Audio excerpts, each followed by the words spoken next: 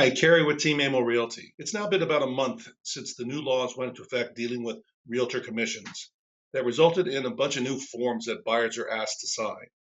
I like to explain these new forms to buyers in the following method. It's kind of like dating. The very first date is usually like a blind date, and there's a form for that. We at Realty One use something called a property touring agreement. This is a non-exclusive agreement. It's a one-pager, so it's pretty easy to understand. And it basically says we don't get paid for this service, and you're not obligated to have us represent you, nor are we going to represent you on a property that we show you under this agreement. Now, the next time we get together, assuming things went well on the blind date, is more like a real date. For this, we use a property showing representation agreement, PSRA. This agreement is, again, it's not terribly complicated. It's about a page plus a signature page. And it basically says that we do, in fact, represent you, although this is non-exclusive. The agreement is only good for up to 30 days, no longer. And we have to specify up to 3 properties that we're planning to show you that we could potentially represent you. To get paid, though, we have to do something that's called broker's services, such as writing an offer on the property.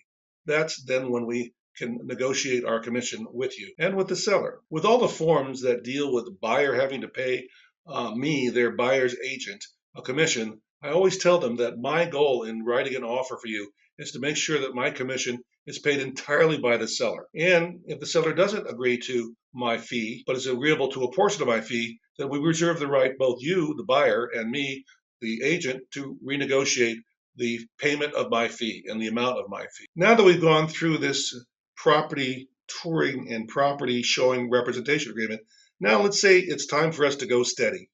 And to do that, we have a much more involved form.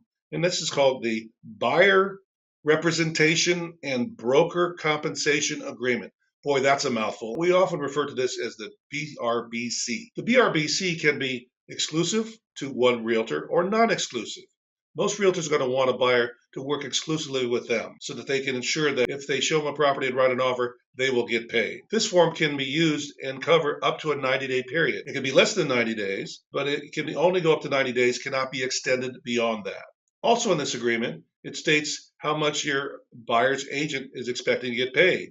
And a page of this form actually would go to the seller for any offers that are written so that the seller can see that you, in fact, have this agreement signed by the buyers. In addition to this form, there's also another form that I'll just talk briefly about. It basically says that you, the buyers, have to show your agent the financial capacity to pay them in the event that the payment for his or her services is coming from you. Again, I want to emphasize that my goal is to ensure that you never have to pay a dime for my services, that I'm going to get compensated from the seller. That covers the 3 basic agreements that you could be faced with signing. And if there's any question about that, you should definitely call Team Amo.